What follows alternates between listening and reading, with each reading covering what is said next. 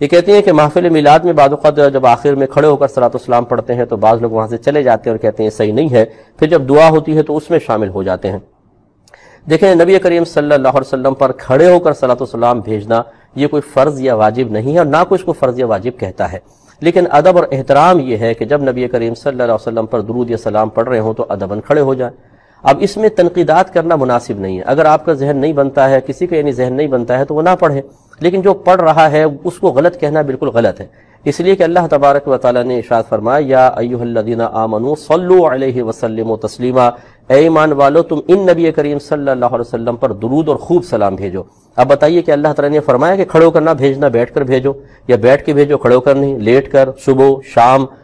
کم اردو میں، انگلش میں، عربک میں، کوئی کنڈیشن لگائی ہے نہیں ہے تو سمجھ لیجیے اگر کوئی کھڑے ہو کے صلاۃ والسلام پڑھ رہا ہے وہ بھی اللہ تعالیٰ کے حکم پر عامل ہے، کوئی بیٹھ کے پڑھ رہا ہے تب بھی ٹھیک ہے، اس میں کوئی حرج نہیں ہے۔ ورنہ آپ یہ دیکھیے کہ جو شخص بیٹھ کے درود و سلام پڑھ رہا ہے کہتا ہے آپ کھڑے ہو کر پڑھتے ہیں بدعت ہے، تو جس حیت میں وہ بیٹھا ہے پوچھیں اس سے کہ کیا نبی کریم صلی اللہ علیہ وسلم نے آپ کو اس طرح بیٹھ کے صلاۃ والسلام پڑھنے کا حکم دیا ہے؟ اگر ہے تو ثابت کر کے بتاؤ۔ مثلا وہ ٹانگیں چوڑی کر کے بیٹھا ہوا ہے یا دو زانو ہو کر بیٹھا ہوا ہے، بتاؤ کہ اس کا حکم موجود ہے تو بتائیے ذرا، تو یہ بدعت کیوں نہیں ہو گیا؟ تو یہ کہنا غلط ہوتا ہے، جو کھڑے ہو کر پڑھ رہا ہے ادب کر رہا ہے نا، احترام کر رہا ہے، جس طرح ذات کی تعظیم ہوتی ہے ایسے ذکر کی بھی تعظیم ہوتی ہے، اور پھر یوں کہنا کہ اگر ذکر کی تعظیم ہے تو پھر مسلسل کھڑے رہو نا،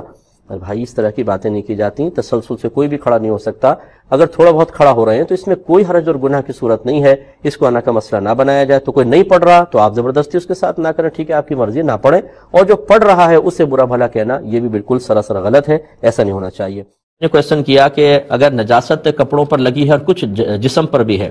لیکن دونوں مل کسی ایک جگہ وہ اتنی زیادہ نہیں بنتی ہے کہ جس کی وجہ سے نماز کو منع کیا جائے، لیکن دونوں کو اگر ملا لیا جائے تو کثیر بن جائے گی، تو نماز کا حکم کیا ہوگا؟ دیکھیں جب متفرق مقام پہ نجاست ہو، چاہے وہ جسم اور کپڑا ہو یا کپڑے پر ہی جیسے پیشاب کیا بہت ساری چھینٹیں مختلف جگہ پر آ گئیں، تو وہ اندازہ کیا جاتا ہے، گمان کیا جاتا ہے کہ اگر ان سب کو ملا لیا جائے تو کم از کم 1 درہم کے برابر بنتی ہے کہ نہیں۔ 1 درہم جو بہتی نجاست ہوتی ہے اس میں جیسے ہتھیلی پہ آپ پانی ڈالیں جب ٹپکنے لگے تو رک جائے، اب جتنا ہی ہتھیلی میں نظر آ رہا ہے اس کو 1 درہم کہتے ہیں شرعی اعتبار سے، تو اگر آپ کے گمان کے مطابق اس کو ملائیں تو اس سے زیادہ ہو جائے تو نماز شروع ہی نہیں ہوگی، اس کے برابر ہے تو نماز ہو جائے گی لیکن مکروہ تحریمی ہے اور لوٹانا واجب، اور اس سے اگر کم ہے تو نماز خلاف سنت ہوگی، ہو جائے گی۔ لیکن ایک مومن کو چاہیے کہ اگر اس کو پہلے پتہ چل جائے تو بہرحال اپنے آپ کو پاک کر کے ہی نماز پڑھے، خطرہ بھی کیوں لگا ہو، تو اس کو بس غور کر لیجئے۔ چنانچہ دونوں کو ملائیں گے، جسم پہ جو لگی ہے اس کو بھی اور کپڑے پہ کے بھی، اور پھر درہم کے اعتبار سے اس کا فیصلہ کیا جائے گا۔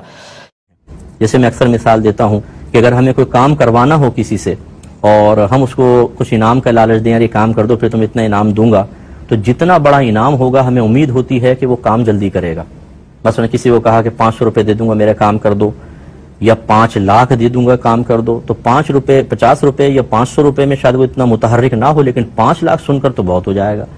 تو بعض اوقات جو ہمارے کم علم مسلمان بھائی بہن ہوتے ہیں وہ اللہ تعالیٰ کے بارے میں بھی ایسا ہی گمان کرتے ہیں، لہٰذا کتنی خواتین ایسی ہیں جو منت مانتے ہوئے بیٹی کی شادی نہیں ہو رہی، بیٹے کی نوکری نہیں لگ رہی، ویزا نہیں لگ رہا، تو اللہ کی بارگاہ میں ایک بھاری سی عبادت کا ذکر کرتے ہیں، اللہ تعالیٰ اگر میرا ایک کام ہو گیا تو 5000 نوافل پڑھوں گی، اور وہ سمجھتی ہیں کہ شاید اب 5000 کا جب میں نے ذکر کیا ہے تو اللہ تعالیٰ یہ میرا کام ضرور کرے گا 5000 کا۔ اگر کہتی میں 2 رکعت نفل پڑھوں گی، 2 رکعت سے کیا ہوتا ہے، بہت تھوڑا سا ہے، یہ تو معاذ اللہ شاید اثر نہیں کرے گا، یعنی یہ شیطان ہمارے ذہن میں ڈال رہا ہوتا ہے، کیونکہ ہم نے عقیدہ سیکھا نہیں ہوتا، اللہ کی معرفت ہمیں حاصل نہیں ہوتی۔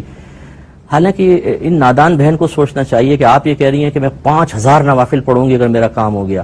اور سوچتے ہیں کہ اب شاید اللہ تعالیٰ جلدی کام کر دے گا، حالانکہ میرا رب تو یہ بھی جانتا ہے کہ یہ پڑھے گی کہ نہیں پڑھے گی، اس نے تو ازل سے ہی تمام فیصلے فرما دیے ہیں، یہ کام ہوگا نہیں ہوگا یہ بھی اللہ تعالیٰ جانتا ہے، اللہ تعالیٰ نے فیصلہ کیا ہوگا تو ہوگا ورنہ نہیں ہوگا، لیکن وہ ہماری جو اندر ایک مطلب کم علمی، اور معذرت کے ساتھ لفظ استعمال کر رہا ہوں کہ جو جہالت ہے، اللہ تعالیٰ کی معرفت کی کمی ہے، وہ ہمیں ایسے کام کرنے پر مجبور کر دیتی ہے۔ تو اس لیے ہم اکثر یہ عرض کرتے ہیں کہ اللہ کی معرفت حاصل کریں، اللہ کی پہچان حاصل کریں۔ ہم ایک مسلمان گھرانے میں پیدا ہو کر یہ تو کہتے ہیں کہ اللہ وحدہ ہے لا شریک لہ، اس کا کوئی شریک نہیں ہے، وہ خالق ہے، وہ مالک ہے، وہ رازق ہے، یہ تو مطلب یہ کہ اچھی چیزیں ہیں، یہ بھی ہمارے عقیدے کا حصہ ہیں، لیکن اور زیادہ تھوڑی سی معرفت حاصل ہونی چاہیے، اور یہ باقاعدہ سیکھنے سے ہوتی ہے۔ تو دیکھیں ان دونوں میں 2 بنیادی فرق ہوتے ہیں، سنت غیر موقدہ میں پہلی اور تیسری میں ثنا ہوتی ہے، جبکہ موقدہ میں صرف پہلی میں ثنا ہوگی، ٹھیک ہے۔ سنت غیر موقدہ میں 2 رکعت کے بعد التحیات کے بعد درود پاک بھی پڑھ سکتے ہیں، بلکہ مستحب ہے، اور سنت موقدہ میں نہیں پڑھ سکیں گے، اگر پڑھ لیا تو سجدہ سہو لازم ہوگا۔ یہ 2 بنیادی فرق ملحوظ رکھنے چاہیے۔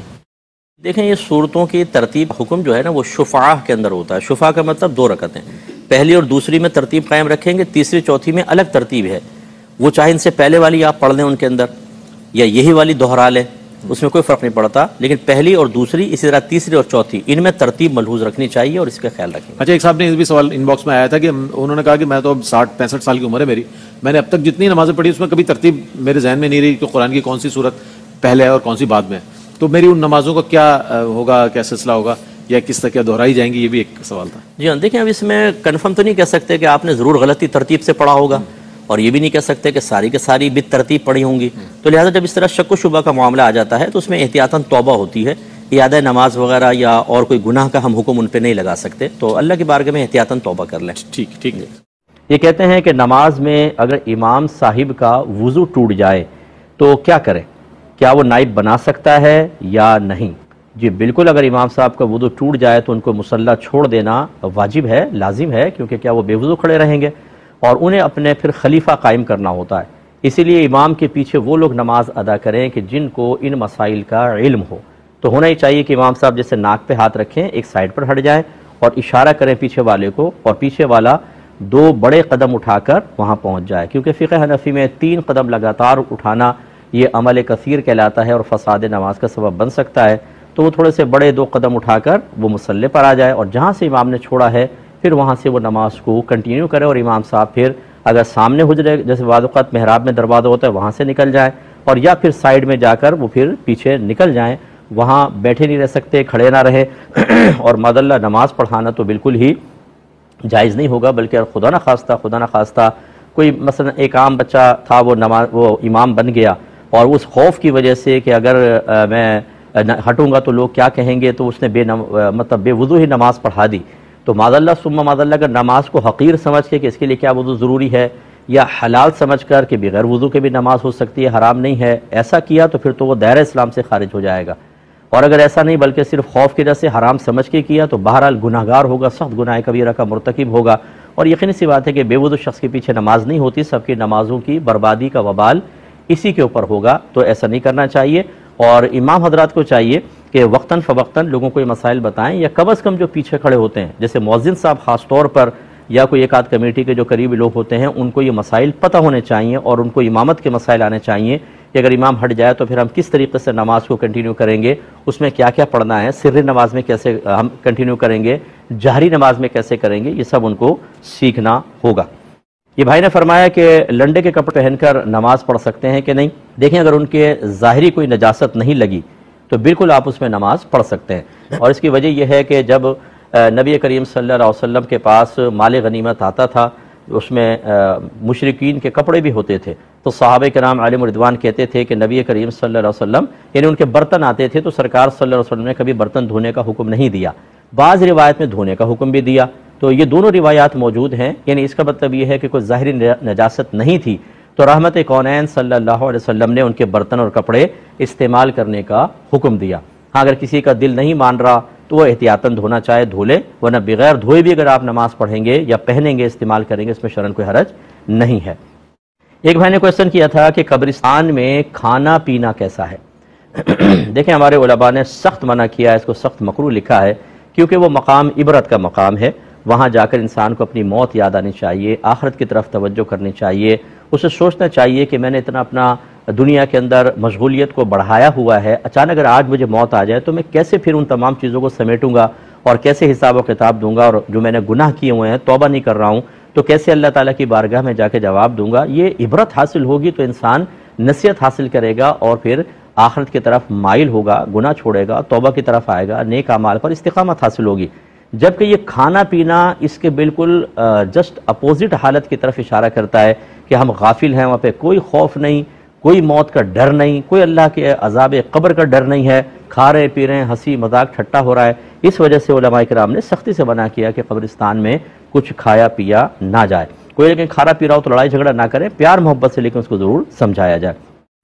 یہ کہتے ہیں کہ جو دیر سے شامل ہوا امام صاحب کے ساتھ کوئی نمازی، پھر امام کو سردہ صاحب لاحق ہوا، آخر میں وہ سلام پھیر کر سردہ صاحب کریں گے، تو یہ جو دیر سے شامل ہوا یہ بھی سلام پھیرے گا کہ نہیں پھیرے گا؟ تو پھیرنے میں کوئی حرج نہیں ہے، یہ سلام پھیرے، کیونکہ یہ نماز سے باہر نکلنے کا سلام نہیں ہوتا، بلکہ نبی کریم صلی اللہ علیہ وسلم کا ایک طریق ہے کہ آپ نے سلام پھیرا اور 2 سجدے فرمائے۔ امام شافعی اسی لیے فرماتے ہیں کہ سلام نہیں پھیرا جائے گا، سجدے کیے جائیں گے، کیونکہ سلام سے تو انسان نماز سے باہر ہو جاتا ہے۔ ہم یہ کہتے ہیں کہ چونکہ اس کا ثبوت حدیث سے ہے تو گویا کہ یہ خلاف قیاس مسئلہ ہے، خلاف عقل مسئلہ ہے، لیکن چونکہ نبی کریم نے ایسے ہی کیا کہ سلام پھیر کر پھر 2 سجدہ صاحب کیے، اس کا مطلب ہے یہ سلام نماز سے باہر نہیں کرے گا، اس لیے مسبوق بھی ساتھ سلام پھیر کر اور سجدہ صاحب کرے اور نماز کو اپنے کنٹینیو رکھے۔ ایک بھائی نے کویسچن کیا کہ کیا جناب کی حالت میں مرنے والا جہنمی ہوتا ہے؟ یہ بالکل نہیں، ایسا نہیں ہے، بلکہ بعض صحابہ کا ایسے انتقال کرنا ثابت ہے کہ وہ حالت جنابت میں غسل کا موقع نہ ملا، جہاد کے لیے تشریف لے گئے اور ان کو ملائکہ نے غسل دیا، غسیل ملائکہ کہلاتے ہیں، تو ایسی پچھلے امتوں کے بھی واقعات موجود ہیں، تو اس میں کوئی حرج نہیں ہے، یعنی حرج نہیں سے مراد کہنے کا یہ ہے کہ خدا نخواستہ اگر کوئی حالت جنابت میں انتقال کر جاتا ہے تو جہنمی نہیں ہے، ایسا نہیں ہے، وہ جنتی ہے۔ اور اسی لیے دیکھیں، یہ یاد رکھیے گا اچھی طریقے سے کہ جیسے انسان مرتا ہے تو اس پر ایک عارضی جنابت طاری ہو جاتی ہے، اسی لیے زندہ لوگوں کو اس کو غسل دینے کا حکم ہوتا ہے۔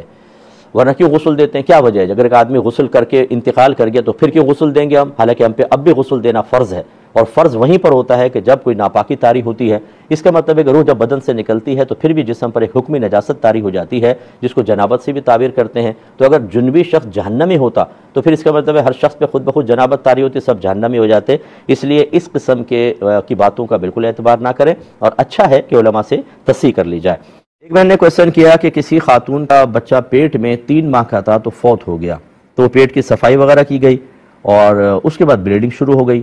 جب پتہ کیا تو پتہ چلا کہ ابھی صحیح صفائی نہیں ہوئی تھی، پھر اس کی صفائی رحم کی گئی تو مکمل طور پہ صاف ہوا۔ تو کہتے ہیں کہ یہ جو پہلی صفائی سے دوسری صفائی کے درمیان نماز وغیرہ نکلی یا بلیڈنگ ہوئی تو اس کا کیا، بلیڈنگ کا کیا حکم ہوگا اور نماز وغیرہ کا کیا حکم ہوگا؟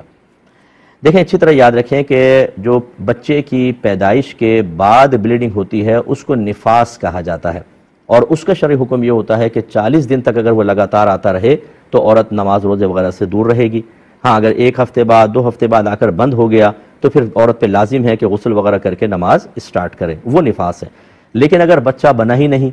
یعنی اس میں روح ہی نہیں آئی، 3 مہینے کا بچہ تھا صرف، تو اس کا مطلب یہ ہوا کہ اس میں تو زندگی نہیں تھی۔ اب اگر بلیڈنگ ہوگی بھی تو یہ نفاس نہیں کہلائے گا، اور بچہ اگر فوت ہو گیا تو پھر یاد رکھیں کہ اب جو بلیڈنگ ہوئی تھی اس کا حکم حیض کا تھا۔ اگر پچھلے والے حیض اور اس حیض کے اندر کم از کم 15 دن کا فاصلہ ہو تو یہ حیض ہے۔ جیسے اب یہاں تو 3 مہینے کا تھا، یہ کہہ رہے ہیں کہ 3 مہینے میں فوت ہوا، تو اس کا مطلب ہے کہ یہ جو درمیان میں بلیڈنگ ہوئی یہ حیض تھا۔ اور اس میں اگر وہ عادت ہے ان کی مثال کے طور پہ 5 دن حیض آتا ہے اور یہ بلیڈنگ آگے بڑھ گئی، 10 روز سے آگے نکل گئی، تو 5 دن حیض، باقی بیماری کا خون تھا، 5 دن نماز نہیں پڑھنی تھی، باقی دن ان کو پڑھنی تھی۔ اگر نہیں پڑھی تو اللہ کی بارگاہ میں توبہ کریں، کیونکہ مسئلہ کیوں نہیں سیکھا، اور ان نمازوں کی قضا ہوگی، یعنی 5 دن سے آگے، یعنی جو مخصوص دن ہوتے ہیں عورت کی عادت کے اس میں معاف ہوگا، باقی کے اندر ہوگا۔ اور اگر فرض کر لیں کہ پورے 10 دن ان کی کوئی عادت مخصوص نہیں ہے، 10 دن تک حیض چلتا رہا یا 10 دن یہ عادت ہے، تو پھر 10 دن تک معاف، اور اس کے بعد جو ہے وہ استحاضہ یعنی بیماری کا خون ہے، ان کو نماز وغیرہ پڑھنی چاہیے تھی۔ کسی نے کہا کہ چمڑے کی جیکٹ پہننا اور اس میں نماز پڑھنا کیسا ہے، اور اگر پتہ چل جائے کہ یہ سور کے چمڑے کی بنی ہوئی ہے تو کیا حکم شرع ہوگا؟ دیکھیں، سور کی ہو تو پھر تو کوئی اس میں رعایت نہیں مل سکتی ہے کہ سور کا ایک جز حرام ہے، ناپاک ہے، تو اس میں اگر آپ نے پہن کے نماز پڑھ لی اور بعد میں پتہ چلا یہ نماز نہیں ہوئی، دوبارہ اس کو پڑھنا ہوگا۔ باقی کسی بھی جانور کی، چاہے شیر کی ہو، چیتے کی کھال ہو، مگرمچھ کی ہو، فرض کر لیں کسی بھی جانور کی کھال ہو، اگر اس کو پہلے خشک کر لیا گیا، یعنی کھال اتار کر اس کی تری وغیرہ بالکل ختم کر دی گئی، اس کو شرعی اصطلاح میں کھال کو پکا لینا کہتے ہیں، دباغت کا عمل کہلاتا ہے۔ عربک میں لفظ دباغت استعمال ہوتا ہے کہ ایسا کوئی بھی طریقہ اختیار کرنا جس سے تمام تر رطوبت نکل جائے، اس کی اور وہ مطلب بدبو وغیرہ خارج ہو جائے۔ جیسے یہ سمندری نمک لگا کر اس کو ڈال دیتے ہیں اور اس میں ساری تری وہ نمک جو ہے وہ نکال لیتا ہے، پھر اس کو خشک کر لیتے ہیں، تو بالکل پھر یہ چمڑا استعمال کے قابل ہو جاتا ہے۔ تو اگر ایسا ہے تو دباغت کے بعد ہر جانور کی کھال پاک ہو جاتی ہے، چاہے اس جانور کا کھانا حرام ہو، تو اس میں اگر جیکٹ بنا لی جائے تو بالکل ٹھیک ہے، لیکن سور کی جیکٹ کی بالکل اجازت نہیں ہوگی، جیسے کہ آپ کو عرض کیا۔ بہن نے فرمایا کہ جس طرح نفلی روزہ شوہر کی اجازت کے بغیر رکھنا منع ہے، اگر ہمارے پہلے فرض روزے رہ گئے ہوں تو کیا وہ بھی شوہر کی اجازت کے بغیر نہیں رکھ سکتے؟ جی بالکل ایسا ہی ہے۔ وجہ یہ ہے کہ رمضان کے روزوں میں تو کوئی کمپرومائز ہو نہیں سکتا، وہ تو اپنے وقت کے اوپر رکھنے ہیں، ان کے لیے وقت مخصوص ہے۔ اس میں تو اگر شوہر یہ کہہ رہا ہو روزہ نہ رکھو مجھے تمہاری ضرورت ہے، تو بیوی اس کا کہنا نہیں مانے کہ روزہ رکھنا فرض ہے۔ لیکن نفل روزے کی چونکہ کوئی شریعت نے وقت مقرر نہیں کیا، اسی طرح قضائے عمری کے لیے جو آپ کے روزے رمضان کے رہ گئے، اگر ہماری بہن اس کی قضا کرنا چاہتی ہیں تو اس کے لیے کوئی وقت مخصوص نہیں ہوتا، یہ مطلق عن الوقت کہلاتے ہیں، یعنی وقت کی قید سے آزاد۔ تو لہذا اگر شوہر کو پھر بالفرض ضرورت ہے، وہ نہیں چاہتا کہ بیوی روزہ رکھے، تو بیوی اس کا کہنا مان لے اور بعد میں کسی دن رکھ لے روزہ، وہ بعد میں بھی ہو سکتا ہے، ہر وقت تو شوہر روکے گا بھی نہیں، منع بھی نہیں کرے گا۔ جیسے آپ کہہ رہی ہیں کہ شوہر نے کہا جب میں رکھوں تب تم بھی رکھ لینا، بہت اچھی بات ہے، ان چیزوں کے اندر جھگڑا بالکل بھی نہ کریں، اس میں شوہر کی اطاعت کر لینی چاہیے۔ یہ کہتے ہیں کہ سنا یہ ہے جب کوئی نماز میں حالت قیام میں کھڑا ہو تو الٹا ہاتھ اٹھانے سے نماز فاسد ہو جاتی ہے، ٹوٹ جاتی ہے۔ اگر انہوں نے لفظ نہیں کہا لیکن پوچھنا یہ چاہ رہے ہیں کہ اس کا کیا حکم ہے، یعنی کیسے نماز ٹوٹ جاتی ہے؟ دیکھیں سیدھے یہ الٹے ہاتھ کا مسئلہ نہیں ہے، اصل مسئلہ یہ ہے کہ نماز کے دوران ایسا کوئی عمل اختیار کرنا کہ دور سے دیکھنے والا یقین کر لے کہ آپ نماز میں نہیں ہیں، ایسا کوئی عمل کرتے ہیں، اس کو کہتے ہیں عمل کثیر، بڑا عمل، اور یہ عمل نماز کو توڑوا دیتا ہے، فاسد کر دیتا ہے۔ مثال کے طور پہ آپ نماز پڑھتے پڑھتے کنگھا نکال کے بال بنانا شروع کریں تو دور سے دیکھنے والا تو یہ سمجھے گا نماز میں نہیں۔ اسی طریقے سے اگر آپ نے موبائل نکال کے میسج چیک کرنا شروع کر دیا حالت نماز میں تو دور سے یہ عمل کثیر کہلائے گا۔ اسی طریقے سے دیکھ کر قرآن پڑھنا، یہ بھی تعلیم و تعلم کی وجہ سے اس کو عمل کثیر مانا ہے۔ تو اگر فرض کر لیں کہ آپ ہلکا سے یہ الٹا ہاتھ اٹھا کے کھجاتے ہیں اور نیچے کر لیتے ہیں، حالانکہ الٹا ہاتھ اٹھا ہے، تھوڑا سا چلیں یوں ہی کر لیں کہ آپ نے اٹھا کے یوں کر لیا،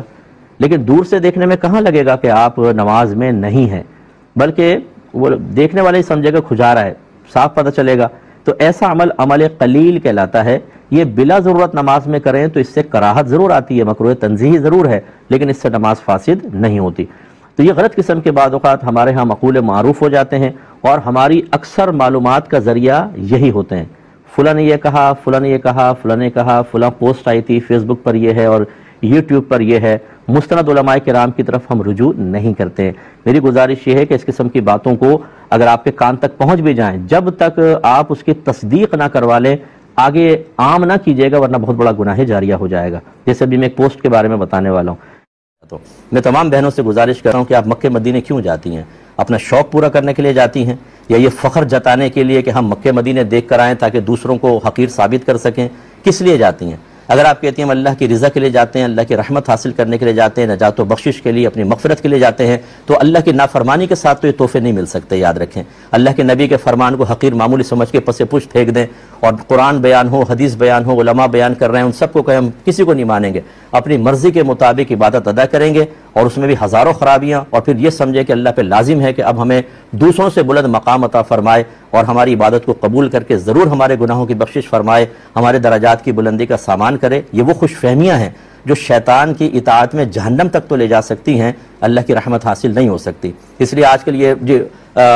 کہیں سے فتویٰ آ گیا ہے کہ بغیر محرم کے عورت سفر کر سکتی ہے، تو چونکہ فتویٰ آ گیا ہم جا رہے ہیں۔ ارے بھائی فتویٰ وہ شریعت ان کی نہیں ہے، شریعت ہمارے آقا صلی اللہ علیہ وسلم کی ہے۔ ابھی میں نے کل پرسوں ہی آپ کو کل ہی شاید یہ حدیث سنائی تھی کہ ایک صحابی، بخاری کی روایت ہے، صحیح حدیث، وہ کہتے ہیں کہ نبی کریم صلی اللہ علیہ وسلم نے فرمایا کہ کوئی عورت محرم کے بغیر سفر نہ کرے۔ تو وہ کھڑے ہوئے، یا رسول اللہ میرا نام تو جہاد کے اندر آ گیا ہے اور میری بیوی حج پر جا رہی ہے۔ سرکار نے فرمایا تم جہاد ترک کر دو، اپنی بیوی کے ساتھ حج پر جاؤ۔ اتنی شدید سختی، کیونکہ جہاد اس وقت اتنا کوئی زیادہ لازم نہیں ہوگا، کوئی جماعت سرکار بھیج رہے ہوں گے کسی خاص وجہ سے، فرمایا تو جہاد رہنے دو، بیوی کے ساتھ سفر طے کرو۔ اور ہماری یہ بہنیں دلیر ہو چکی ہیں، کس لیے جا رہی ہیں آپ وہاں پہ؟ قدم قدم پہ آپ کو گناہ ملے گا، قدم قدم پر گناہ۔ اور بعض محققین کے نزدیک مکے کا ایک گناہ 1,00,000 کے برابر ہے۔ کیا کریں گے آپ وہاں جا کر؟ ایسا ہرگز نہ کریں، اللہ کی بارگاہ میں توبہ کریں۔ یہ کہتے ہیں کہ یہ ہم نے کہیں پڑھا ہے کہ ایک آیت سیکھنا 1000 نوافل پڑھنے سے بہتر ہے، تو آیت سیکھنے سے کیا مراد ہے؟ کیا ناظرہ مراد ہے؟ دیکھیں ناظرہ شریعت کو مطلوب نہیں ہے، اچھی طرح یاد رکھیے گا، غور سے میری بات سنیے گا۔ نبی کریم صلی اللہ علیہ وسلم نے قرآن پڑھنے کے جو فضائل صحابہ کے سامنے بیان کیے، وہ لوگ تھے جو عربی اللسان تھے۔ اب لازم بات ہے جب ان کو سرکار فرما رہے ہیں کہ قرآن سیکھو، جو تم میں سے قرآن سیکھے وہ سب سے بہتر ہے، قرآن سکھانے والا سب سے بہتر ہے، اس طرح کی روایات اگر ہیں تو پھر قرآن سیکھنے سے مراد کیا ہوگا؟ ناظرہ تو ہو نہیں سکتا، وہ تو عربی اللسان ہے، تجوید تو ان کے گھر کے اندر، گھر کے سمجھ لیں ان کے لہجوں کے اندر قدرتی طور پہ موجود ہے، مدر لینگویج ہے ان کی۔ اس کا مطلب ہے کہ احکام سیکھنا، قرآنی آیات کے تقاضے سیکھنا، یہ مراد ہے۔ تو ہمارے یہاں ناظرہ جو پڑھایا جاتا ہے اگرچہ یہ مطلوب شرع نہیں ہے، یہ اسی لیے پڑھایا جاتا ہے تاکہ بچہ کچھ قرآن پڑھ لے تو پھر وہ اس کے بعد ترجمے کی طرف آئے، لیکن ہمارے ہاں اسی کو اصل اور مقصود بالذات بنا دیا گیا ہے۔ الحمد سے لے کر والناس تک بچہ ایک دفعہ قرآن ضرور ختم کرے گا، ناظرہ ہوگا، پھر مٹھائیاں تقسیم ہوں گی۔ پوچھا جائے کہ اس کا فائدہ کیا ہے؟ صرف اتنا کہ ثواب ملے گا۔ قرآن اس لیے نازل نہیں ہوا کہ صرف ثواب حاصل کیا جائے۔ اس پہ پہلے بھی کسی صاحب کی میں کلپ کو سن رہا تھا، ایک تنقیدی کلام اس پہ کر لیا تھا، ہمارا مقصود سمجھے بغیر بس تنقید کرنے کا شوق، لیکن یہ کہ مقصود تو سمجھے ہم کہنا کیا چاہتے ہیں۔ مجھے کیا نقصان ہے اگر کوئی قرآن بغیر ترجمے بغیر تفسیر کے پڑھے صرف ثواب کی نیت سے، تو ہمارا تو کوئی نقصان نہیں ہے۔ اور ہم نے کبھی ثواب کا بھی انکار نہیں کیا، ثواب اس کو ملے گا، لیکن اب اس کو سیکھنا چاہیے قرآن کیا کہہ رہا ہے، ترجمہ اس کو آنا چاہیے، وہ اس کے مطابق تقاضے کے مطابق غور کرے کہ مجھے اپنے اندر کیا عملی تبدیلی لے کر آنی ہے۔ یہاں یہی سیکھنے سے مراد ہے،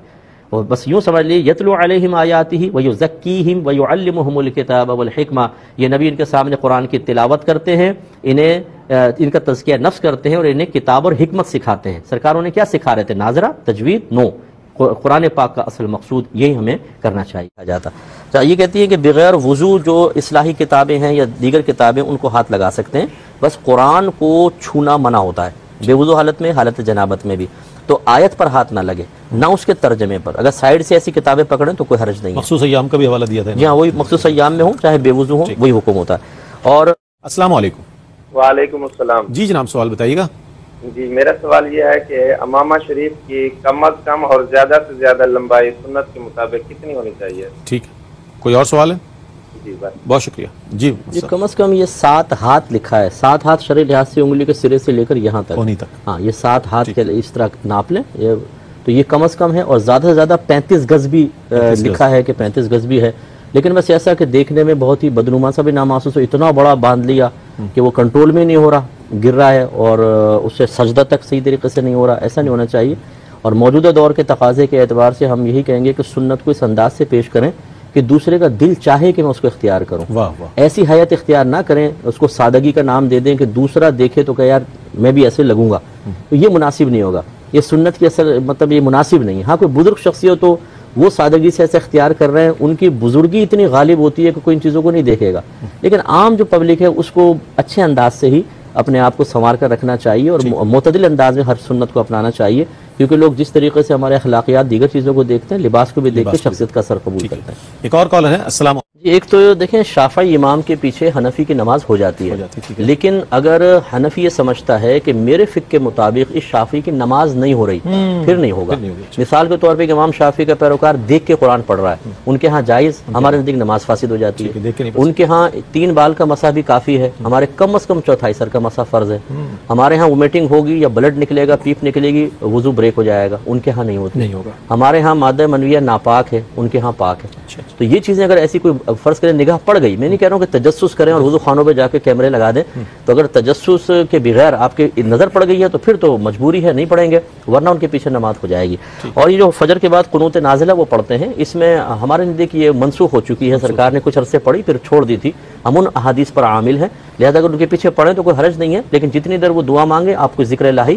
دل کے اندر کرتے رہیں تو کوئی حرج نہیں ہے۔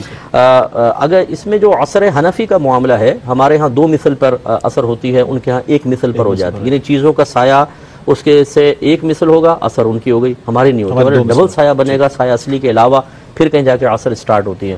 تو اس میں اب صورتحال یہ ہے کہ اگر تو آپ ایسی جگہ کام کرتے ہیں کہ آپ کو اسی ٹائم رخصت ملتی ہے نماز کی جو ان کا ٹائم ہے، اور اس کے بعد نہیں ملے گی، تو پھر ان کے پیچھے نماز بالکل اس ٹائم میں پڑھ لیں، آپ کی ہو جائے گی، کیونکہ امام محمد رحمۃ اللہ علیہ بلکہ صاحبین اسی کے قائل ہیں۔ اچھا ضمن مفتی صاحب جاننا چاہوں گا، اگر ایسی کوئی کنڈیشن نہیں ہے جیسے آفس وغیرہ کی، اور عمومی طور پر جب ان کی اذان ہو گئی تو کیا احناف نماز پڑھ سکتے ہیں اس اذان پر؟ جی اگر آپ مجھے مہلت دیتے تو میں کمپلیٹ کر دیتا۔ تو اب اگر یہ مجبوری کی صورت نہیں ہے تو پھر اپنے ہی وقت پہ پڑھیں گے، ٹھیک ہے، پھر آپ جا کے پڑھیں گے تو نہیں ہوگی، ٹھیک ہے نا، یہ مجبوری کی صرف ایک صورت ہے کہ آپ جا کے پڑھ سکتے ہیں۔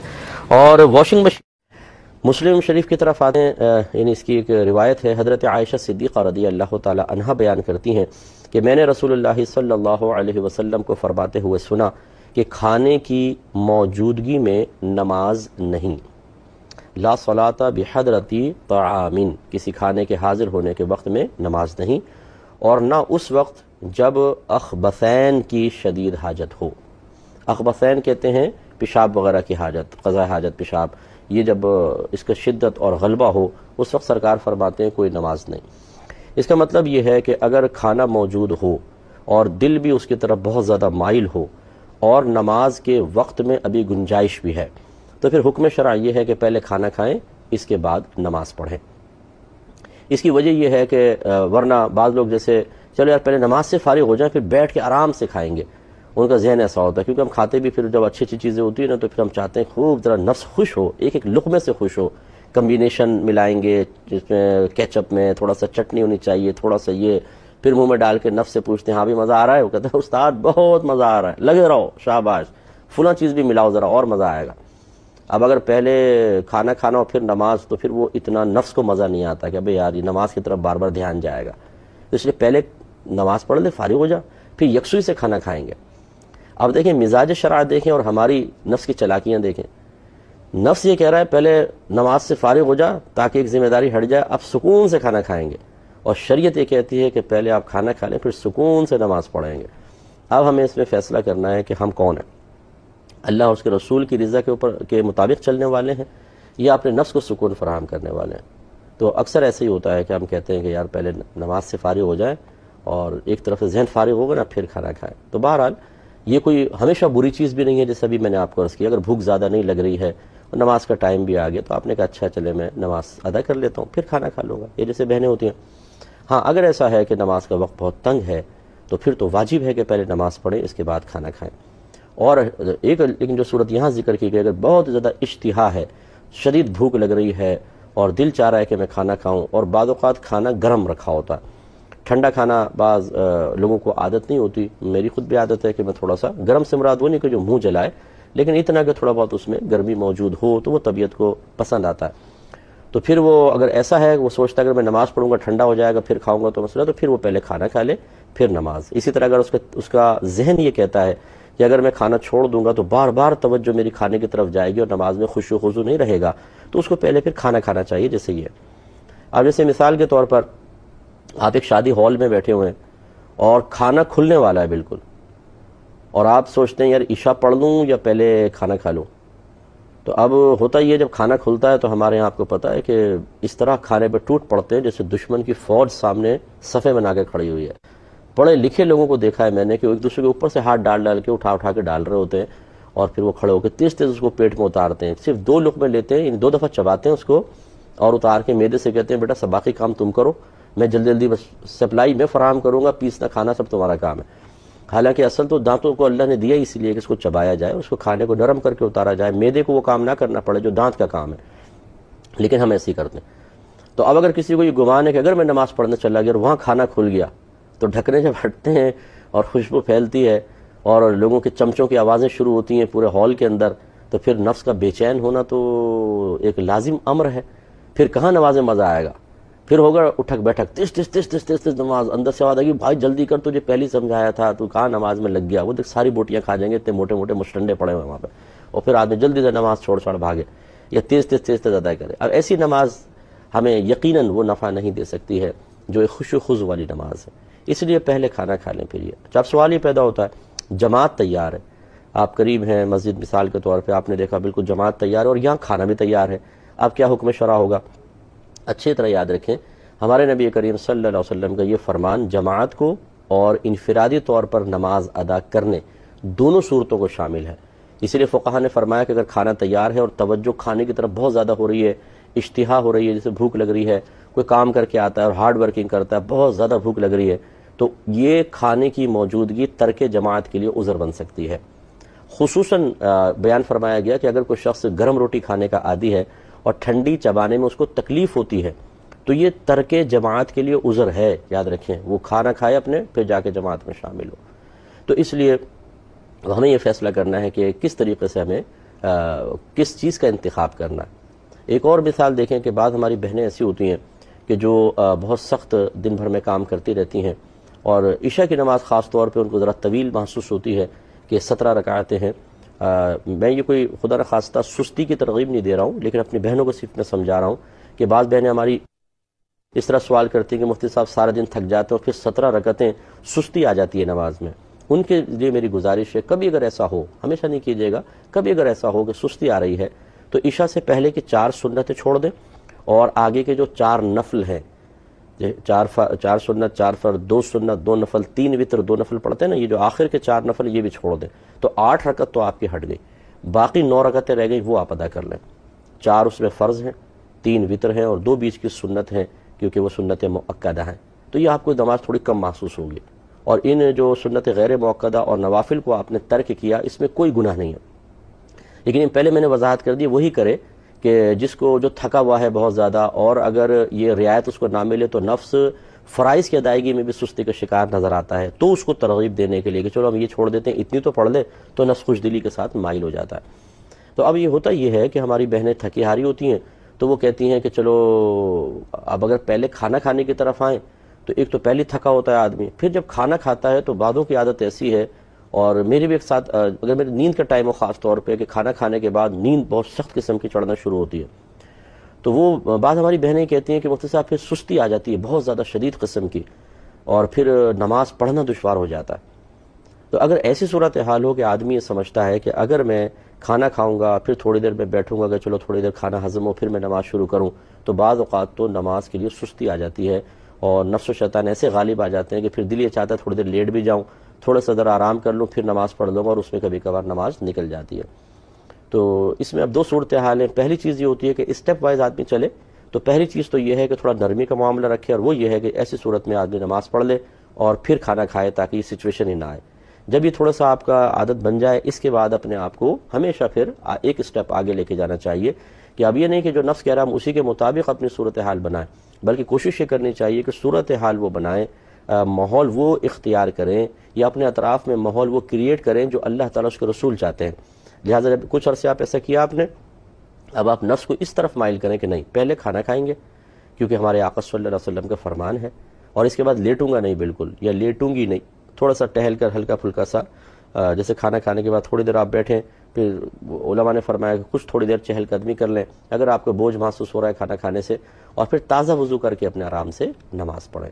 تو خلاصہ کلام یہ ہے کہ اب ہر ایک اس کے بارے میں فیصلہ کر سکتا ہے کہ اسے کس ترتیب سے چلنا چاہیے، تاکہ اس کا معاملہ کھانے کا اور نماز کی خشوع و خضوع کا یہ دونوں اپنی جگہ قائم رہیں۔ اور دوسرا سرکار نے شاید فرمایا نہ اس وقت کوئی نماز پڑھے کہ جب پیشاب وغیرہ کی شدید حاجت ہو۔ اس میں بھی بعض اوقات ایسا ہوتا ہے کہ تھوڑا بہت پیشاب آ رہا ہوتا ہے، آدمی کو احساس ہو رہا ہوتا ہے، کیونکہ ہمارے دماغ میں گھنٹی بجتی ہے، ہمارا دماغ ہمیں ہر چیز کی اطلاع دے رہا ہوتا ہے، اس کا پورے جسم سے کنیکشن ہوتا ہے، رابطہ ہوتا ہے کہ بھئی اب پیشاب کی شدت ایک ہلکی سی اسٹیج پر ہے، اور کچھ دیر بعد یہ بڑھے گی، وہ ہمیں خود اپنی طبعی کیفیات کا پتہ ہوتا ہے۔ اب آدمی کا وضو ہے اور پیشاب ہلکا ہلکا آ رہا ہے، اور اس کو امید ہے کہ اگر میں نماز شروع کروں گا اس میں تیزی آ جائے گی، جیسے 2-3 گلاس پانی پی لیا، اب وہ پیشاب کے ہلکی کی حاجت شروع ہوئی، اگر 5-7 منٹ اور نکل جائیں اس حاجت میں شدت آ جائے گی۔ تو اب شریعت یہ نہیں چاہتی کہ انسان اللہ تبارک و تعالیٰ کی بارگاہ میں کھڑا ہو، کہ لوگوں کی نگاہ تو ہمارے ظاہر پر ہے لیکن اللہ تبارک و تعالیٰ سے ہمارا باطن بھی پوشیدہ نہیں، ہمارے جذبات، ہمارے احساسات، ہماری فیلنگ، ہمارے ذہن میں آنے والے خیالات، ہماری طبیعتوں کا بدلاؤ، ہمارا رب ان کا خالق بھی ہے، مالک بھی ہے، اور ان کا عالم بھی ہے، اللہ تعالیٰ ہر چیز کو جانتا ہے۔ اب ہم نے تکبیر لگائی، لوگ تو دیکھ رہے ہیں بڑے خوش و خضوع سے نماز پڑھ رہا ہے، لیکن ذہن کے اندر چل رہا ہے پیشاب بہت زور سے آ رہا ہے، جلدی نماز ختم ہو جائے تو میں جا کے پیشاب کروں گا۔ اور اسی طرح جماعت سے نماز پڑھ رہے ہیں، امام صاحب نے لمبی قرات کر دی، پھر سوچ رہے ہیں بھائی یار یہ امام صاحب کو بھی بڑی لمبی صورتیں یاد آ گئیں آج تو بھائی اسی لیے تو شریعت نے کہا تھا، ہمارے نبی کریم صلی اللہ علیہ وسلم نے اسی لیے تو ارشاد فرمایا کہ پہلے ان چیزوں سے فارغ ہو جائیں، ورنہ حالت نماز میں جبکہ توجہ اللہ کی طرف ہونی چاہیے، استغراق اخروی امور کی طرف ہو، اور ہم نماز پڑھتے ہوئے پیشاب یہ ذہن کے اندر آ رہا ہو، یقینی سی بات ہے کہ یہ قطعاً غیر مناسب ہے۔ اگر آپ دنیاوی کسی افسر کے سامنے کھڑے ہو اور سوچ رہے ہیں کچھ کھڑے ہوئے، اور وہ کہے کیا سوچ رہے ہو، آپ کہیں یہ پیشاب کے بارے میں سوچ رہا تھا، ٹھیک عجیب سا لگے گا نا، بولے یار تم میرے سامنے کھڑو کے پیشاب کے بارے میں سوچ رہے ہو۔ اب آپ سوچئے جب اللہ تبارک و تعالیٰ کی بارگاہ میں حاضر ہوں اور وہاں پیشاب کے بارے میں توجہ ہو، کسی اور گندگی کی طرف توجہ ہو، تو کس قدر بری چیز ہے۔ اسی لیے فرمایا پہلے اخبثین کو ختم کریں۔ اس میں حکم شرع یہ ہے کہ اگر جماعت بھی تیار ہے اور انسان کو پیشاب کی حاجت ہو رہی ہے، جماعت کی فکر نہ کرے، پہلے جا کے آرام سے استنجا وغیرہ سے فارغ ہو، پھر وضو کرے، پھر اگر جماعت مل جائے ٹھیک، نہیں ملے گی تو یہ ترک جماعت کے لیے عذر تھا، یہ گناہگار نہیں ہوگا، اور یہ نماز اس کی بہت اچھی اور کامل کہلائے گی۔ امید ہے کہ انشاءاللہ ہمارے بھائی بہن اس پہ توجہ کریں گے. اچھی طرح وضو کرتا ہے. پہلی بات اچھی طرح کا مطلب کامل وضو کرتا ہے.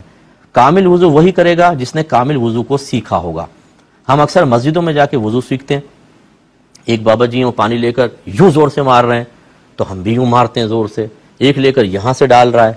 ایک لیتا ہے وہ یوں ڈالتا ہے, ایک ڈالتے ہوئے پھونک مارتا ہے کر کے منہ دھو رہا ہے. ہمیں نہیں پتا ہوتا کہ اس میں سنت کے مطابق طریقہ کون سا ہے. ایک آدمی ہے پورا نلکا کھول کے یوں ہاتھ ڈالے جا رہا ہے پھر یہ اس کو کر رہا ہے, اور پھر یہ دھونے کے بعد 3 دفعہ یہ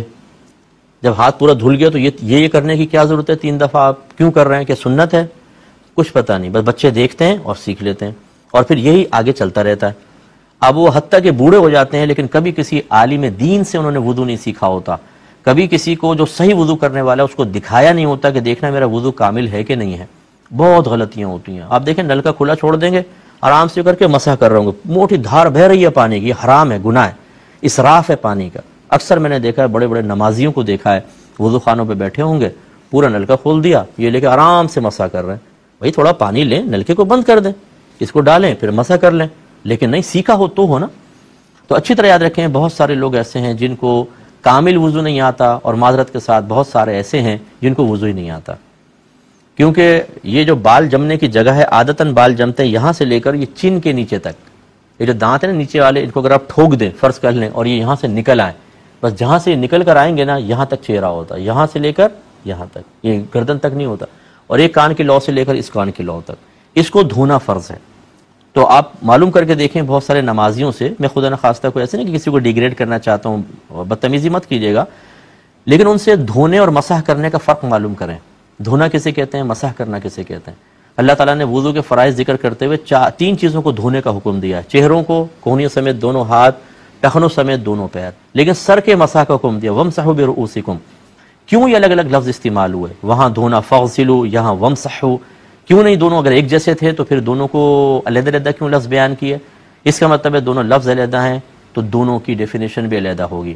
دونوں کے لیے فعل بھی علیحدہ ہوگا. لیکن اکثر ہمارے لوگ اس کے فرق کو نہیں جانتے, لہٰذا میں نے دیکھا ہے یہاں پہ پانی ڈالتے ہیں, یہاں سے بہہ جاتا ہے, اور پیشانی کا صرف مسح کر رہے ہوتے ہیں. اس طریقے سے وضو نہیں ہوا کرتا. یہ ہماری بہنیں ہوتی ہیں, ان کے تو چہرے بھی یہاں سے خشک رہ جاتے ہیں بعض اوقات. تو میں نے دیکھا خاص طور پہ جب بیسن پہ کھڑے ہو کر وضو کر رہی ہوں تو کامل وضو نہیں ہوتا. تو یہ وضو ہی نہیں ہو تو پھر کیا کیسے ہوگا؟ تو خدا را میں آپ سب سے گزارش کرتا ہوں کہ کامل وضو سیکھیں, کسی اچھے عالم دین سے سیکھ لیں, یا آپ اگر جیسے کیو ٹی وی وغیرہ پر کوئی وضو کا طریقہ سکھایا جا رہا ہو وہ اچھی طرح غور سے سنیں, یا یوٹیوب پر, میرا بھی اس میں دیکھ لیجیے گا, یوٹیوب پر وضو کرنے کا طریقہ ذرا دیکھ لیجیے گا, اس کے مطابق وضو کر لیں, یہ بہتر ہے. اگلے باب کی طرف آتے ہیں کہ باب عمرۃ فی رمضان, اور رمضان میں عمرہ کرنے کا باب. حدیث نمبر ہے 1782, اور حضرت ابن عباس رضی اللہ تعالی عنہما اس کے راوی ہیں. وہ بیان کرتے تھے کہ نبی کریم صلی اللہ علیہ وسلم نے انصار کی ایک عورت سے فرمایا, یہ جو حضرت ابن عباس چونکہ اس کو بیان کر رہے ہیں, اور حضرت ابن عباس سے حضرت عطا نے سنا تھا, تو وہ عطا یہ کہتے ہیں کہ حضرت ابن عباس نے اس عورت کا نام لیا تھا لیکن میں اس عورت کا نام بھول گیا. آپ نے اس عورت سے فرمایا کہ تم کو ہمارے ساتھ حج سے کیا چیز مانع ہے, رکاوٹ کیا ہے؟ انہوں نے کہا کہ ہمارا ایک اونٹ ہے, اس پر ابو فلاں اور اس کا بیٹا سوار ہو گیا, یعنی اس عورت کا شوہر اور اس کا بیٹا, اور اس نے دوسرا اونٹ چھوڑ دیا جس پر ہم پانی لاتے ہیں. تو آپ نے فرمایا کہ جب رمضان آئے تو تم عمرہ کر لینا, کیونکہ رمضان میں عمرہ حج ہے, یا آپ نے اس کی مثل فرمایا. تو دیکھیں اب سرکار صلی اللہ علیہ وسلم نے انصار کی ایک عورت سے پوچھا کہ تم ہمارے ساتھ کیوں نہیں حج کر رہی ہو؟ انہوں نے اپنا عذر بیان کیا کہ میرے پاس سواری نہیں ہے, ایک تھی تو وہ میرے شوہر اور بیٹے نے لے لی, دوسری تھی تو وہ قربانی کے لیے رکھ لی ہے. تو رحمت کونین نے تسلی دی کہ کوئی بات نہیں, اگر ساتھ حج نہ کر سکیں آپ رمضان میں کر لیجئے گا, تو یہ گویا کہ حج ہی ہو گیا آپ کا. یا راوی کہتے ہیں یہ کہنے کا مقصد تھا, یا یوں مجھے سننے میں فرق آیا, سرکار نے فرمایا کہ آپ نے رمضان میں عمرہ کیا تو یہ حج کی مثل ہے. تو اتنا اس کا ثواب ہے, آپ اندازہ کریں کہ اگر کوئی رمضان میں عمرہ کرتا ہے تو گویا کہ اس نے حج کر لیا. اور یہ الفاظ بھی ہیں حدیث کے اندر کہ جیسے میں نے پچھلے پروگرام میں عرض کیا تھا کہ نبی کریم صلی اللہ علیہ وسلم نے فرمایا جس نے رمضان میں عمرہ کیا گویا کہ اس نے میرے ساتھ حج کیا, میرے ساتھ حج کیا, عمرہ نہیں میرے ساتھ حج کیا. اتنی بڑی سعادت. تو اب اگر کوئی رمضان میں عمرہ کرنے کے لیے جاتا ہے اور حصول ثواب کا ارادہ ہے, اپنے گناہوں کا کفارہ کرنا چاہتا ہے, جیسے کہ پچھلے پروگرام میں یہ حدیث گزر گئی کہ سرکار نے فرمایا کہ اگر شخص ایک عمرہ کرتا ہے پھر دوسرا عمرہ کرتا ہے تو ان عمروں کے درمیان جتنے گناہ ہیں اللہ ان کو بخش دیتا ہے. تو پھر ایسے شخص کی سوچ اور فکر اس کو غلط نہیں کہا جا سکتا. اللہ نے نعمت دی ہی اسی لیے ہے کہ اس سے آخرت کو جمع کرو، اور یہ آخرت کا ہی جمع کرنا ہے، آخرت کے سرمایہ کو اکٹھا کرنا ہے، آخرت کے لیے درجات کی بلندی کا سامان کرنا ہے کہ انسان اپنا پیسہ خرچ کرے اور اپنے درجات کی بلندی کا اہتمام کرے. تو اب اگر کسی کو اللہ نے دیا ہے اور وہ رمضان میں جب چلا جاتا ہے ہر سال، تو یقینی سی بات ہے ہر سال حج کا ثواب، تو اس کے آخرت میں درجے بلند ہوں گے، تو وہ اپنی اللہ کی نعمت کو اچھے کام میں صرف کروائے. ہاں یہ ضرور ہے، اس کے ہم ہمیشہ تائید کرتے رہیں گے کہ اگر کوئی اچھا مستحق موجود ہے جس کی مالی امداد کرنا عمرہ کرنے سے افضل محسوس ہو تو پھر اسی کی امداد کرنی چاہیے. لیکن اب سوال یہ پیدا ہوتا ہے اگر ایک شخص ایسا ہے کہ جو محتاج کو دے کر پھر بھی ہر سال عمرہ کرے تو پھر کیا حرج ہے؟ تو اس میں کوئی حرج نہیں ہے، بلکہ بہت بہتر ہے. اللہ نے اسی لیے ہمیں مال و دولت دیا ہے کہ اس سے جتنی آخرت حاصل کی جا سکے، آخرت کا سرمایہ، آخرت کے درجات حاصل کیے جا سکیں، وہ کریں. اپنی دنیاوی ضرورت میں بھی خرچ کریں اور اخروی ضرورت میں اس سے کہیں زیادہ خرچ کریں. ہم یہ مشورہ دیتے ہیں کہ آپ اپنے بچوں کا نام محمد رکھیں. جن کے ہاں جس کو بیٹا کی خواہش ہو کہ میرے ہاں بیٹا پیدا ہو جائے، علماء نے اس کا ایک تجربے سے ایک بات ثابت فرمائی کہ اگر کوئی بہن پیگننٹ ہوتی ہیں اور وہ نیت کر لیں، شوہر بھی نیت کر لے کہ میرے لڑکا پیدا ہوا تو اس کا نام محمد رکھوں گا، تو لڑکا پیدا ہوتا ہے. یہ کوئی ضروری نہیں ہے کہ ایسا ہی ہو، لیکن بہرحال تجربے میں آیا ہے تو یہ نیت کر لیا کریں. اسی طرح جن کے بچے ہو چکے ہیں، آپ نے مختلف نام رکھ دیے، عبد الحفیظ نام رکھ دیا، عبد الکریم نام رکھ دیا مثال کے طور پر، تو ڈاکومنٹس میں چاہے آپ چینج نہ کریں، اب نام رکھ دیں محمد کہ بھئی ہمارے بچے کا نام اصل نام محمد ہے، پکارنے کے لیے عبد الکریم جو ڈاکومنٹس میں چل رہا ہے. ضروری نہیں ہے کہ جب آپ ایک نام رکھتے ہیں تو تمام ڈاکومنٹس میں بھی اس کو چینج کریں. یہ بھی ضروری نہیں ہے کہ اس نام سے پکاریں. اگر عبد الحفیظ نام ہے، عبد الحفیظ کہتے ہیں، تو اب محمد آپ نے نام رکھا تو یہ نہیں ہے کہ اب آپ محمد عبد الحفیظ ضرور پکاریں. نام رکھ دیں، بروز قیامت نام سے پکارا جائے گا. نبی کریم صلی اللہ علیہ وسلم نے ارشاد فرمایا، ایک تو حدیث یوں بیان فرمائی کہ اس میں کیا حرج ہے کہ کسی گھر میں ایک محمد ہو، دو محمد ہوں، تین محمد ہوں، یعنی اپنے بچوں کے نام محمد رکھنے کی ترغیب. اسی طریقے سے میدان محشر میں جس کا نام محمد ہوگا سرکار نے فرمایا وہ بخشا جائے گا. یہ روایات موجود ہیں، تو اس لیے تھوڑا سا اس میں احتیاط کر لی جائے اور اس فضیلت سے حصہ حاصل کر لیا جائے. آپ کا تو کچھ بھی نہیں جا رہا، جیسے میں نے آپ کو آسانی اور سہولت بتائی کہ ایسا نہیں ہے کہ آپ ڈاکومنٹس میں بھی آپ کو چینج کرنا پڑے. یہ بھی لازم نہیں ہے کہ اب اس کو متعارف کروانا پڑے سب کو کہ بھئی میرا نام اب محمد ہے، محمد پکارو. کوئی ضروری نہیں ہے، نام محمد رکھ لیجئے آپ، انشاءاللہ اس کا نفع دنیا اور آخرت میں آپ دیکھیں گے.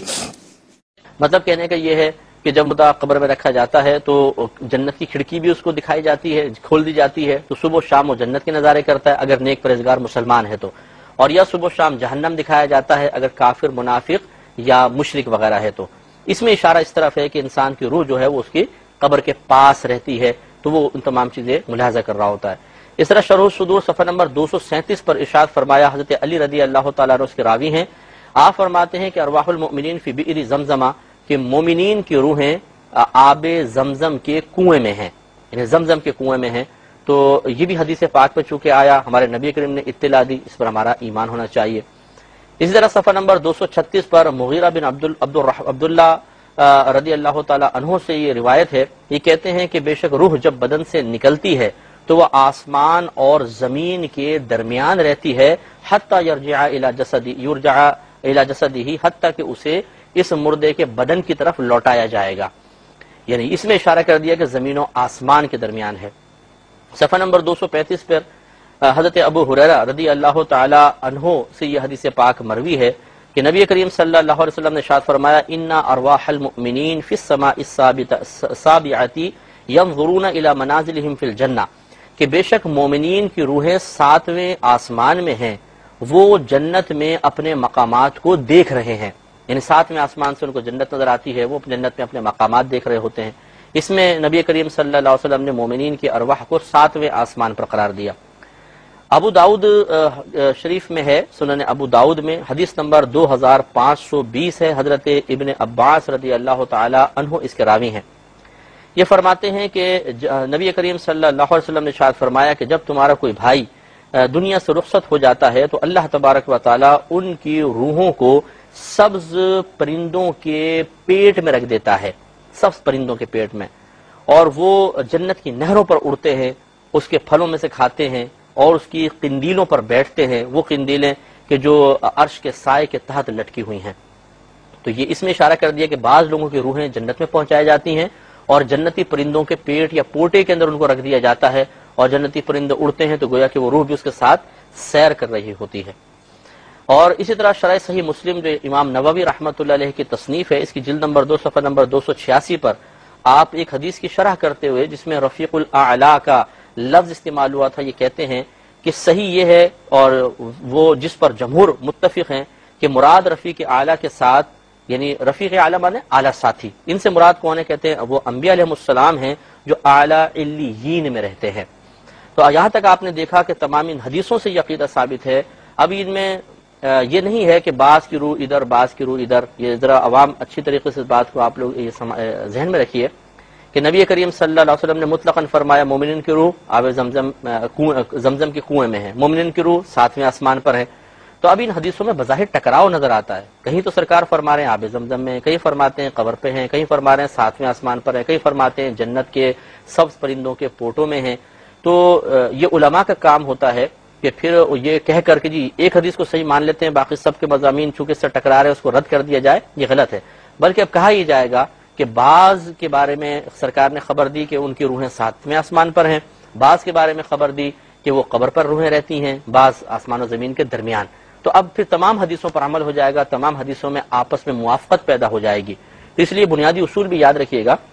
کہ اگر دو احادیث کے مضامین آپس میں بظاہر ٹکرا رہے ہوں تو ہمیں اس طرح کا مفہوم اور معنی اخذ کرنا لازم ہوتا ہے کہ دونوں حدیثوں پر عمل ہو جائے، دونوں حدیثیں اپنے مقام پر صحیح ہو جائیں۔ ایسا نہیں کہ ایک حدیث کو صحیح مان کے دوسرے کو غلط قرار دے دیں یا دوسرے کو صحیح مان کر پہلے کو غلط قرار دے دیں، یہ مناسب طریقہ نہیں ہوتا ہے۔ لہٰذا یہ نتیجہ یہ نکلا کہ یہ عقیدہ رکھنا ہوگا کہ مومنین کی ارواح مختلف مقامات پر ہوتی ہیں، لیکن اس کے مقابلے میں یاد رکھیے کہ جو کافر کی روح ہوتی ہے، مشرک کی روح ہوتی ہے، جس کو معذب روح کہتے ہیں، معذب مانے جس پر عذاب نازل ہو رہا ہے، یہ جیسے کہ آپ نے حدیث میں سنا تھا مسند امام احمد بن حنبل میں کہ اللہ تعالیٰ فرماتا ہے کہ اس کو 7ویں زمین کے نیچے پہنچا دو، مقام سجین میں پہنچا دو،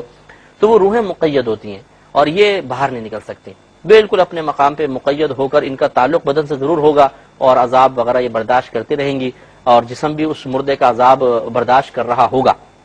چاہے مردے کو جلا دیا جائے، اس کے اجزاء چاہے جلا کے راکھ بنا کر اڑا دی جائے، لیکن اس کے باوجود روح اور بدن کا تعلق قائم رہتا ہے اور وہ عذاب محسوس کرتا رہے گا۔